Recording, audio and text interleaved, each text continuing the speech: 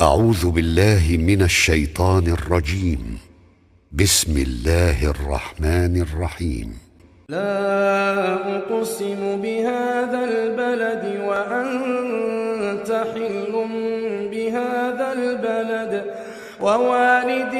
وما ولد لقد خلقنا الإنسان في كبد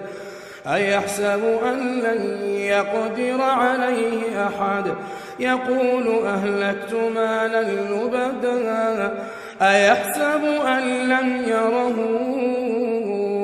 أحد ألم نجعل له عينين ولسانا وشفتين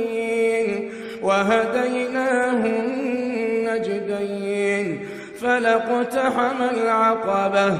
وما أدريك ما العقبة فك رقبة أو إطعام في يوم ذي مسغبة يتيما ذا مقربة أو مسكينا ذا متربة ثم كان من الذين آمنوا وتواصوا بالصبر وتواصوا بالمرحمة أولئك أصحاب الميمنة